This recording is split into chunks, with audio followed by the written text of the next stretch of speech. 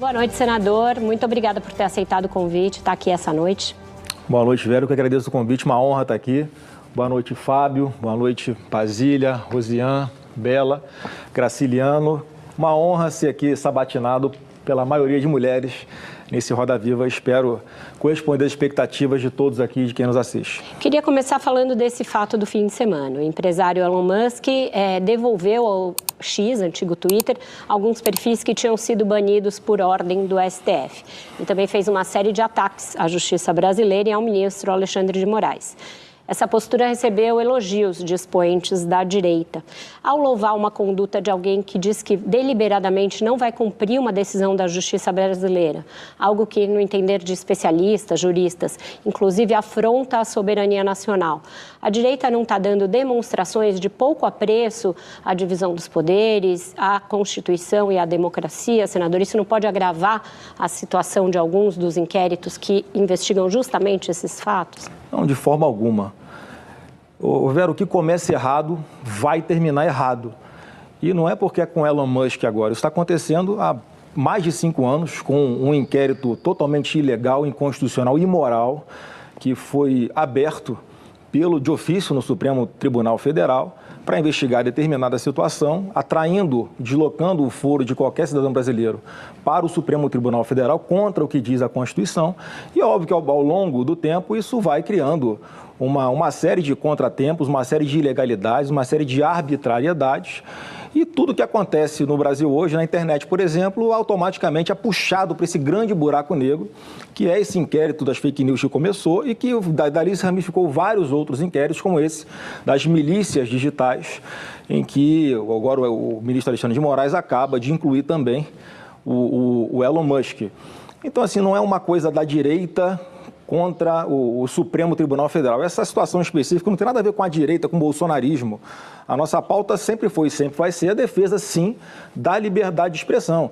E acho muito grave, inclusive, o que veio à tona agora, com as trocas de e-mails dos advogados do Twitter, narrando como aconteceu essa conversa, essa suposta reunião lá com Alexandre de Moraes, junto com policiais federais, em que o que foi dito é que eles estavam sendo obrigados a retirar os perfis do ar, não com base na decisão, mas alegando para fora que isso seria uma violação às regras internas da própria rede social. Então, assim, mais uma vez, o que começou errado, a tendência é terminar errado.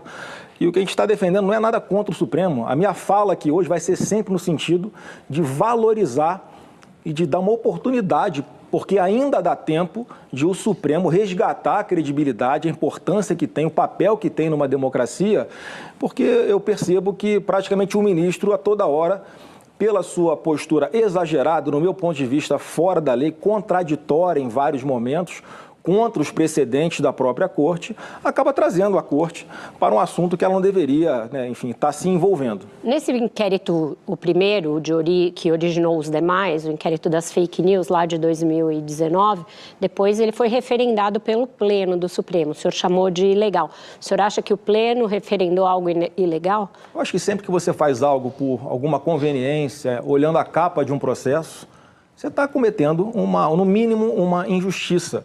Ninguém sofre mais fake news nesse Brasil do que quem tem o sobrenome Bolsonaro.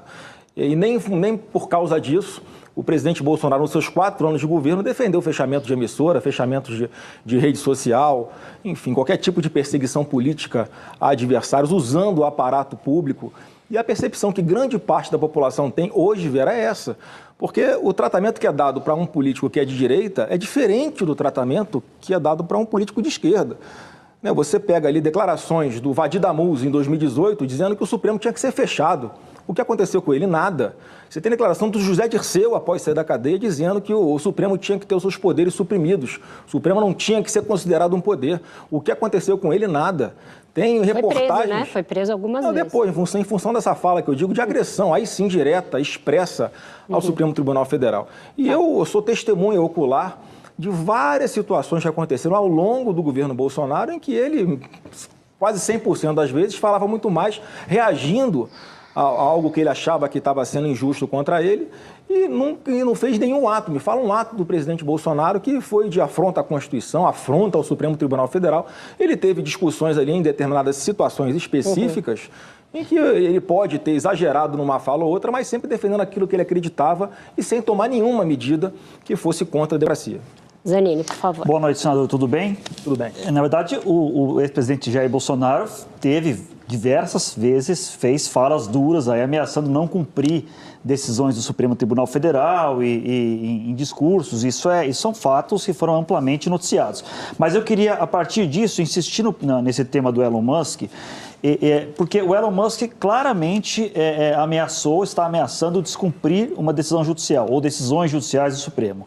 O senhor concorda que ele tem o direito, em algumas situações, de descumprir decisões judiciais? E mais do que isso, o senhor acha que esse caso do Elon Musk, pela repercussão toda que está dando, pode ser uma oportunidade para que se coloque algum tipo de limite, restrição à atuação do Supremo e num inquérito como esse, por exemplo, prazo definido, alguma mudança de regra? O senhor acha que pode ser uma brecha para que se discuta esse tema? Ou o contrário, a corte pode se fechar por estar sendo atacada de fora do país, né? Olha, Fábio, em primeiro lugar, só voltando aqui um passo na sua fala, né, o Bolsonaro não fez ameaças ao Supremo. Mais uma vez, se você pegar no histórico aqui, em 29 de abril de 2020, talvez das primeiras e mais vultosas interferências de um poder no outro foi quando, por uma decisão monocrática, um ministro do Supremo impediu que o então deputado delegado Ramagem assumisse a presidência, a direção-geral, melhor dizendo, da Polícia Federal. E os argumentos eram fake news, de que ele seria amigo dos filhos do presidente, que ele teria alguma forma de influenciar na Polícia Federal, o que é uma grande fake news. Hoje você tem, chefiando a Polícia Federal, um amigo pessoal do Lula e está tudo bem, não tem problema nenhum, mas é porque é o Lula. Né? Se fosse o Bolsonaro, teria problema. E mais uma vez, quando eu falo aqui que começa errado, vai acabar errado, é porque a gente não pode partir para uma análise do que está acontecendo agora com Elon Musk sem analisar a origem desses inquéritos, que já eram para ter sido extintos há muito tempo, Fábio. A jurisprudência pacífica do Supremo é que inquéritos abertos há 5 anos, automaticamente eles devem ser encerrados. Os habeas corpus que são impetrados na Corte, com base nesse fundamento do excesso de prazo para encerrar um inquérito policial em 5 anos, são sempre vitoriosos. É uma regra no Supremo. Por que é que não acontece agora com o inquérito das fake news, que ramificou todos esses, inclusive das milícias digitais? E, assim, é uma coisa sem fim. Por isso que são apelidados de inquéritos do fim do mundo. Porque tudo o que acontece no âmbito da rede social já tem um ministro prevento para tratar disso. E qualquer coisa se encaixa ali. E agora, vamos partir para o caso específico do Elon Musk. É um cidadão americano, uma empresa privada, no meu ponto de vista não cometeu crime nenhum, ele apenas falou, se posicionou, fez uma pergunta ao ministro, que usa a rede social dele. Hoje, se você vê no Twitter uma hashtag que está ali nos top trends, é exatamente criticando o Twitter, quer dizer, não tem uma censura, é aceita dentro do próprio aplicativo, milhares de pessoas se mobilizando, criticando aquela rede social. O Elon Musk não tem foro por prerrogativa de função, está tudo errado. E aí, de sábado para domingo, o ministro toma mais uma vez uma decisão monocrática, antes que qualquer ato fosse cometido pelo Elon Musk, já incluindo ele no inquérito, colocando multas pesadíssimas diárias, né, pesadíssimas para a gente, acho que para o Elon Musk... Multas caso descumprisse alguma decisão judicial, e ele, de fato, depois liberou pessoas que têm como é que ele tomou? É o Minority Report agora, o Supremo Tribunal Federal? Tomar decisão com base no que você vai fazer no futuro? Isso está errado. A gente tem que voltar para a liturgia, o Supremo Tribunal Federal, Vera, tem que voltar a ser uma corte constitucional e não uma corte criminal, como está acontecendo agora. E, mais uma vez, a percepção da população é que só se olha para investigar ou para tentar amordaçar uma determinada ala da política dentro do Brasil, e que está errado. Basílio. Senador, tudo bem? Obrigada pela entrevista. O senhor trabalha com a possibilidade do seu pai, o ex-presidente Jair Bolsonaro, ser preso e, em meio às investigações, ele teve o passaporte apreendido, tendo uma iminente prisão. O senhor acha que ele fugiria? Olha, não acredito. Em situações normais não teria nem motivo para ele estar sendo investigado. As razões que levaram à ineligibilidade dele, por exemplo, são esdrúxulas. Uma reunião com embaixadores, excesso de democracia ao bater o recorde no Guinness Book de pessoas em uma demonstração pacífica, pública, aberta na Praça dos Três Poderes, em Brasília e em São Paulo. de apoio a um governo. Você normalmente vê as pessoas se mobilizando para criticar um governo, contra o aumento de passagem, contra o aumento do preço de alimento, enfim, contra a corrupção. Agora, a favor de um governo, é porque a percepção da população, ô Basília, é a de que está havendo uma perseguição. E a consequência óbvia disso, previsível disso, é o que está acontecendo agora. Aonde o Bolsonaro vai, ele é recebido, parece que é o Brasil chegando, né, campeão da Copa do Mundo em 2002. As pessoas sensibilizadas com ele, uma pessoa do bem, uma pessoa honesta, uma pessoa humilde, que fez o melhor que pôde pelo Brasil. Não tem desvio de corrupção, não teve desvio de corrupção no governo. O Brasil, mesmo com pandemia, bateu recorde de 100 milhões de pessoas trabalhando com carteira assinada. Então, óbvio que a população compara. O que aconteceu com o governo que foi corrupto do Lula? Aconteceu isso. Com o Bolsonaro, olha o nível que está acontecendo de perseguição, que isso é uma perseguição. Não tem outra explicação para isso. E é óbvio que isso gera um inconformismo na população. E aí eu quero aproveitar a sua pergunta, Basília, para falar um ponto importante. Porque ali, quando a gente respira o bastidor da política em Brasília, a gente se coloca no lugar. Eu me coloco muito no lugar dos ministros. E não é possível que não haja humildade de reconhecer que hoje, se um ministro não pode ir numa padaria, ir passear com a família no exterior, sem ter alguém importunando, não é culpa do Bolsonaro. Não há um direcionamento de políticos de direita, de alguém da família Bolsonaro, para que as pessoas vão às ruas e cometam essa impropriedade. Eu acho errado fazer esse tipo de hostilização com pessoas públicas nas ruas, mas é a população reagindo ao que elas estão vendo das atitudes, dos atos dessas pessoas. Tem muita incitação via rede social e aplicativo também, né, senador? Você não pode atribuir isso, Vera, ao bolsonarismo. Mas são nos grupos bolsonaristas que essa incitação acontece. Não, mas quem dá o comando para a população ir até a casa de pessoas públicas e hostilizar é o Lula. Ele falou no começo do governo, olha, vocês têm que ir para casa, para a porta do deputado, da casa do deputado, para a porta da casa do senador e ter uma conversinha franca com ele. Ou seja, incitando as pessoas a irem hostilizar uma pessoa pública por suas opiniões, palavras e votos. O que é diferente do que acontece com os ministros. E a partir do momento que o ministro, o Basília, se aventura a navegar na esfera política, ele tem que entender que ele também vai estar exposto às opiniões políticas dos brasileiros. Se ele se ativesse aos autos, tomasse as decisões ali de uma forma imparcial, porque quando a gente compara, a gente vê que não há imparcialidade, as consequências do que acontece são dos atos deles, não são nada direcionado da nossa parte. Eu converso muito, com vários parlamentares, inclusive, nesse debate de censura de rede social, temos que regulamentar a qualquer custo, que as pessoas estão confundindo, acham que há um direcionamento, uma lavagem cerebral. Não, isso aí a gente não pode colocar a inteligência da população sob júdice. As pessoas têm noção do que é certo, do que é errado, e a nossa legislação já prevê a possibilidade de alguém responder criminalmente quando comete um crime de calúnia, por exemplo. E se a prisão vier? Não, Basílio, sinceramente, eu não acredito nisso. Não tem por que isso acontecer. Agora, no atual cenário, há essa especulação, porque parece que tem uma pessoa que tem a carta branca para fazer o que quiser, independente do que está escrito na Constituição, na legislação, o que está errado. O senhor falou que incitação contra o Supremo Tribunal Federal não partiu do bolsonarismo. Em 7 de setembro de 2021, então o presidente Bolsonaro, seu pai, fez um discurso aqui na Avenida Paulista, dizendo que não cumpriria ordens do Supremo Tribunal Federal. Ele recuou alguns dias depois naquela famosa carta que foi enviada ao Supremo. Isso não é incitar? Claro que não.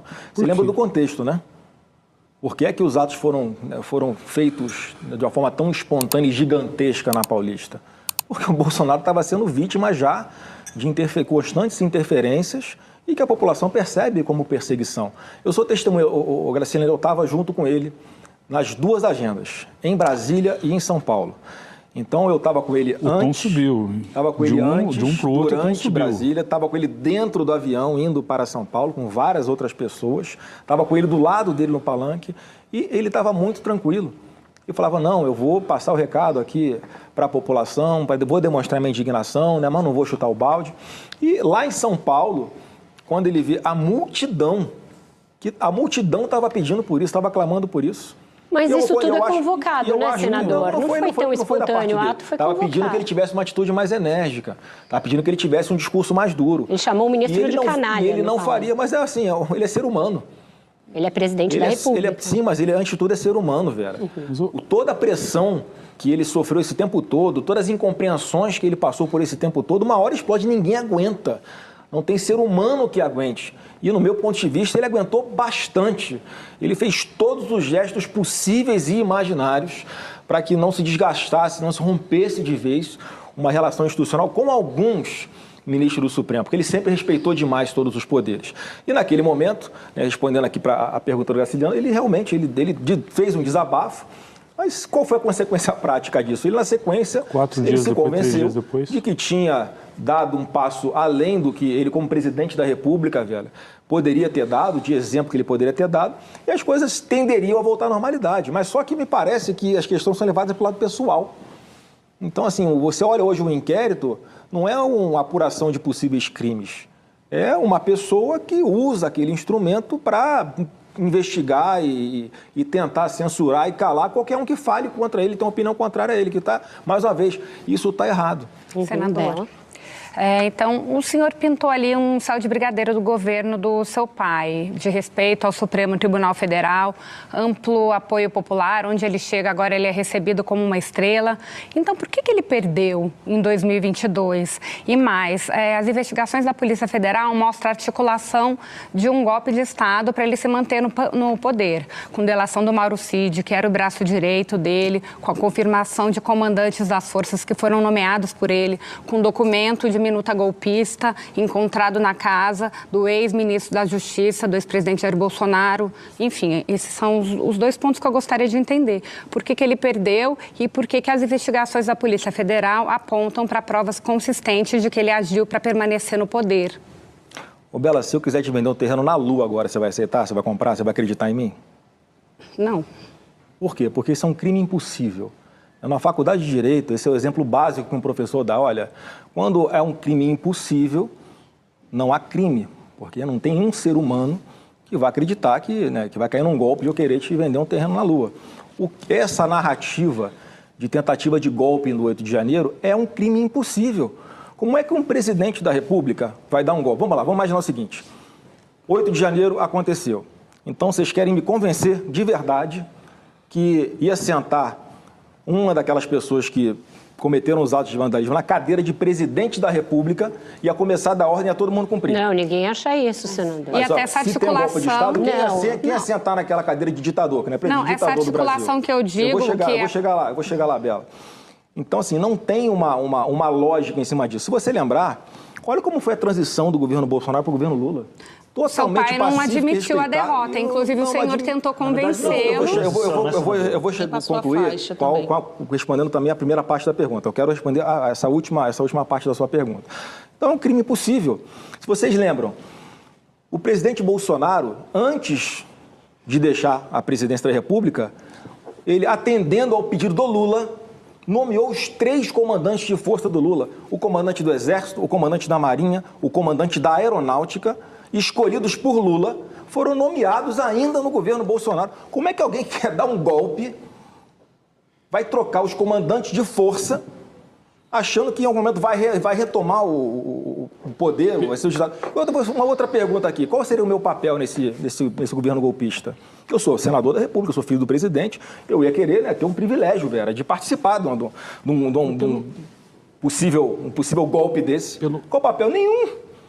Nunca houve essa conversa dentro de casa, fora de casa. O que se discutia... Os militares estão mentindo?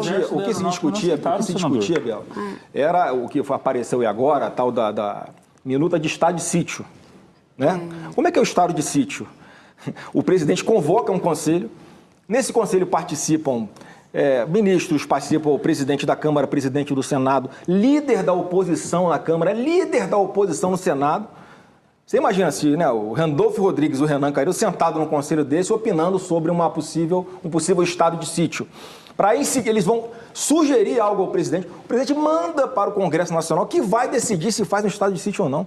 Está muito, mas muito longe dele ter o domínio final de fato ou de ter pensado em iniciar um processo, se é que se discutiu alguma coisa. Nós estamos discutindo lá agora, Vera, a PEC para colocar um mandato de ministro do Supremo.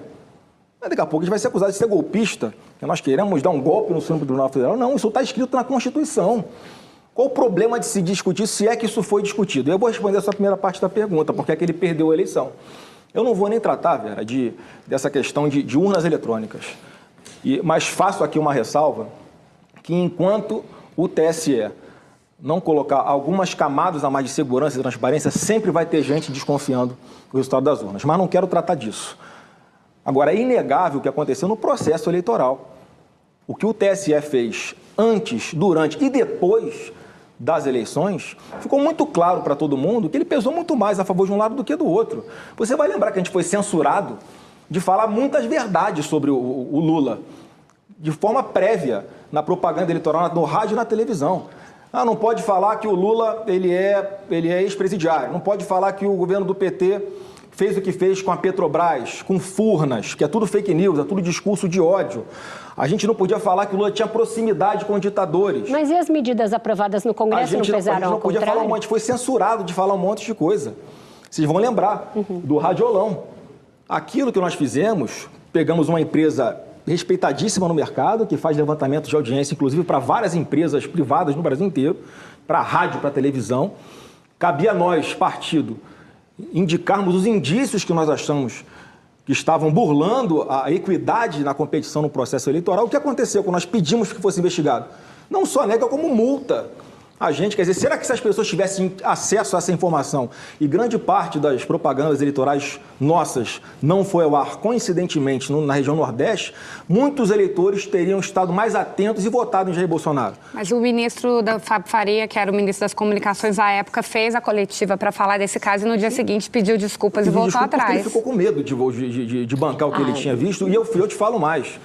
Ele tinha, sim, que ter insistido, não por birra, não para bagunçar processo, nada disso. Nós queríamos só que fosse investigado.